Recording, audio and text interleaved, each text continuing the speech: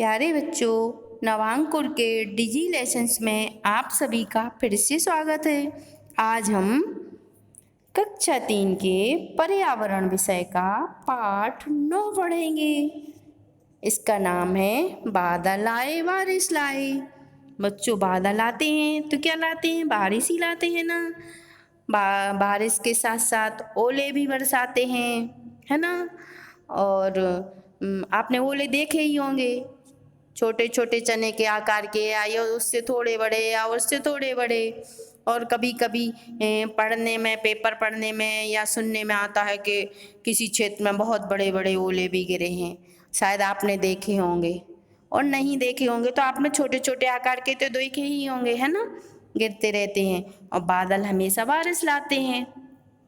बारिश के मौसम में बहुत अच्छा लगता है ना।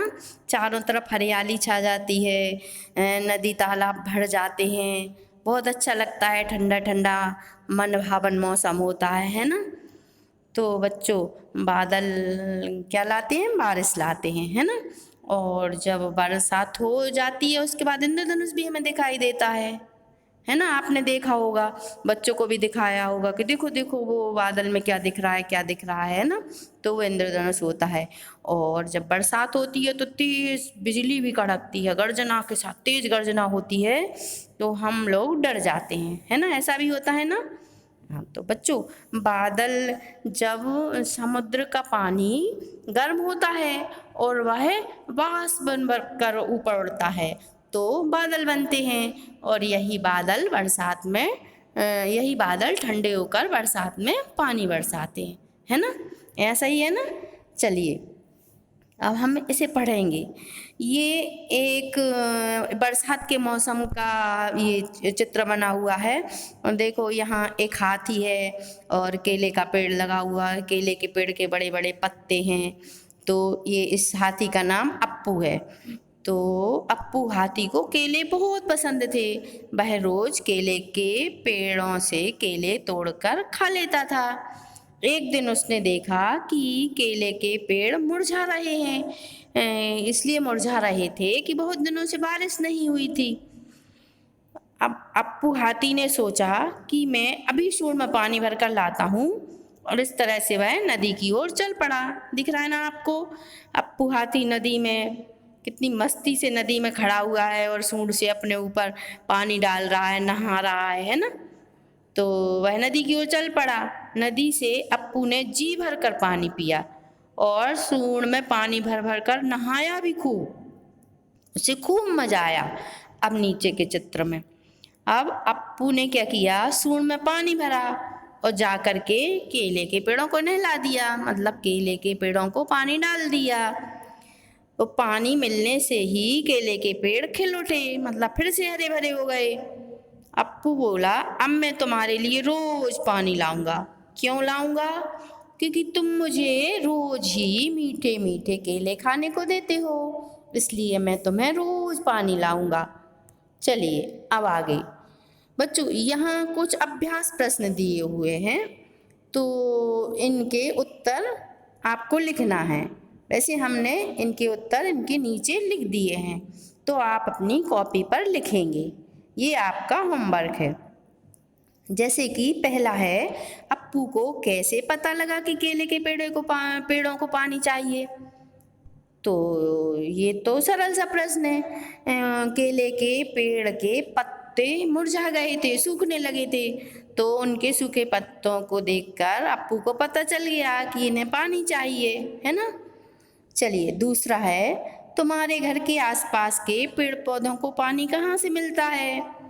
तो आसपास के पेड़ पौधों को बच्चों पानी बरसात से ही मिलता है, और कभी कभी हम भी पानी दे देते हैं।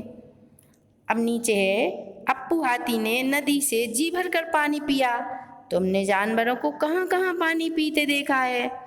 बच्चों, आपने देखा होगा राह चलते हुए कभी गड्ढे में पानी पीते, या ये आवारा जानवर घूमते रहते ना गली गली में, किसी के यहाँ भी घुस के अंदर घुस जाते हो, पानी पी के कुछ नुकसान करके बाहर निकल आते हैं। तो वो अपना स्वयं ही पानी खुद खुद ही पानी तलाश करते हैं। उन्हें प्यास लगती है तो जब उन्हें कोई पानी नहीं पिलाता तो वो खुद ही तलाश कर लेते हैं। तो वैसे पानी हमने जानवरों को नदी, तालाब, झील इत्यादि में पानी पीते देखा है ना। अब आगे है, क्या तुमने किसी जानवर को पानी पिलाया है? अगर हाँ तो किसको? तो बच्चों, जानवरों को तो आपने पानी पिलाया होगा जिनके घर में जानवर पाले जाते हैं, पाले होंगे। जैसे अक्सर आपने ग्रामीण क्षेत्र में देखा होगा और शहरी क्षेत्रों में भी लोग गाय, भैंस, बकरी इत्यादि पालते हैं, तो उन्हें हम पानी पिलाते ही हैं। तो आप बता सकते हैं कि हाँ, हमने जानवरों को पानी पिलाया है। चलिए नीचे, जिन जानवरों को कोई पानी नहीं पिलाता वे पानी कहाँ से पीते हैं? तो बच्चों, जिन्हें कोई पानी नहीं पिलाता तो वो स्वयं ही पानी तलाश कर लेते हैं और कहीं भी जाकर पी लेते हैं पानी।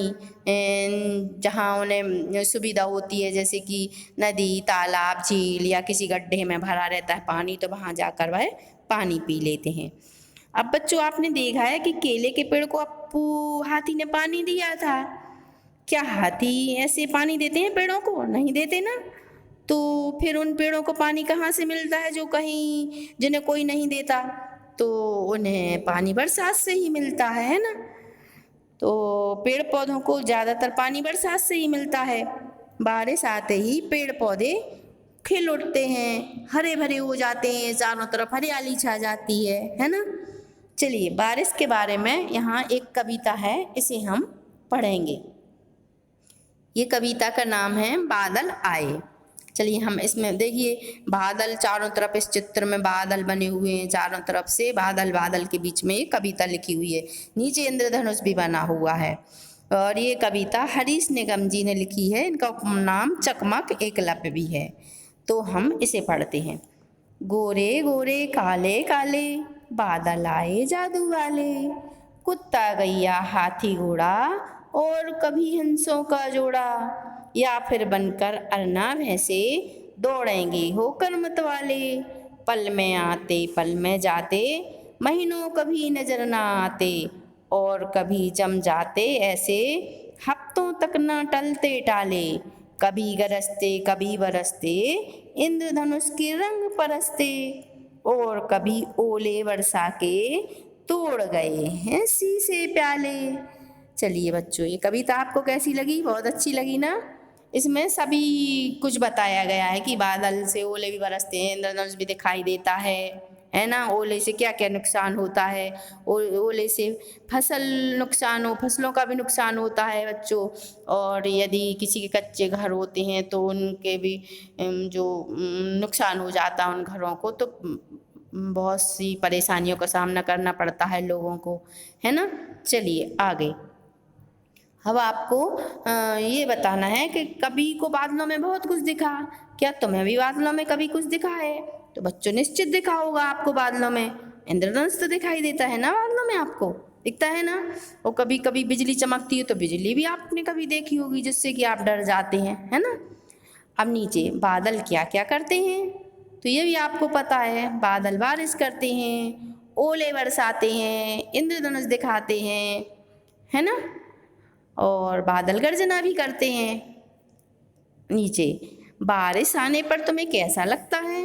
तो इसका उत्तर सीधा सा है, बारिश आने पर आपको अच्छा ही लगता होगा ना।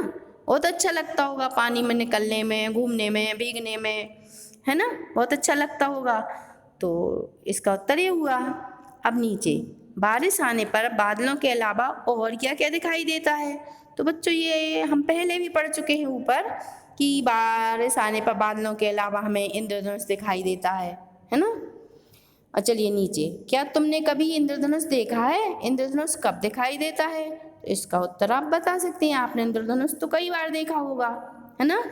आपने अपने साथी दोस्तों को भी बताया होगा कि देखो देखो बादल में क्या दिखाई दे रहा है, रंग बिरंगा, ऐसे हम इंद्रधनुष बोलते हैं, है ना। और इंद्रधनुष बरसात के बाद दिखाई देता है।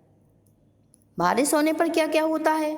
बारिश होने पर भी नदी, तालाब भर जाते हैं, चारों तरफ हरियाली दिखाई देती है ना। और मौसम बहुत सुहावना लगने लगता है ना। चलिए अब नीचे, बारिश होने पर नाव बनाने और उसे पानी में चलाने में मज़ा आता है ना। तो आपको कागज़ की नाव बनाना है और उसे पानी में तैराना है, लेकिन बाहर नहीं, आप अपने घर के अंदर ही किसी बर्तन में पानी भर करके कागज़ की एक नाव बनाना और उसे पानी में तैराना। यदि आप बाहर तैराएंगे तो आपके मम्मी पापा नाराज़ होंगे, है ना। अब चलिए नीचे। क्या तुमने बारिश में कोई परेशानी झेली है या देखी है? अपने अनुभव के आधार पर आपको चित्र बनाना है। तो यहाँ एक बॉक्स बना हुआ है, ये आपका होमवर्क है, आपको यहाँ एक चित्र बनाना है। इसका शीर्षक लिखा हुआ है, बाहर बारिश तेरी शान, कोई है खुश कोई परेशान। तो बरसात में बच्चों जिनके कच्चे मकान होते हैं, जिनके घर पानी गिरता है तो वो लोग बहुत परेशान हो जाते हैं, या जिनके घरों के आसपास पानी भर जाता है या आसपास नदियाँ होती हैं तो वो नदी में उफान आ जाता है तो आने जाने में उन्हें समस्या होती है। इस तरह से लोग परेशान होते हैं। और जिनके यहाँ ये सब परेशानी नहीं होती वो बहुत खुश होते हैं, उन्हें बहुत मज़ा आता है, बार बार छाता लेकर बाहर निकलते हैं, रेनकोट लेकर निकलते हैं और उन्हें बहुत मज़ा आता है। इस तरह से आपको कोई भी एक चित्र बनाना है। इस बॉक्स में कोई सुंदर सा चित्र बना लेना।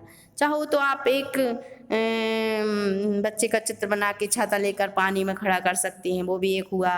चाहे तो आप एक छोटा सा घर बना के उसमें पानी गिराते हुए भी दिखा सकते हैं ना।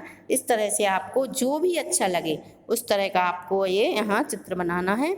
ये भी आपका होमवर्क है और आपको होमवर्क रोज़ ही करना है और रोज़ ही आपको पाठ भी पढ़ना है, जिससे आपको पढ़ना भी आएगा और होमवर्क करना भी आएगा। तो आपको इस तरह से रोज़ ही पढ़ना है इसको।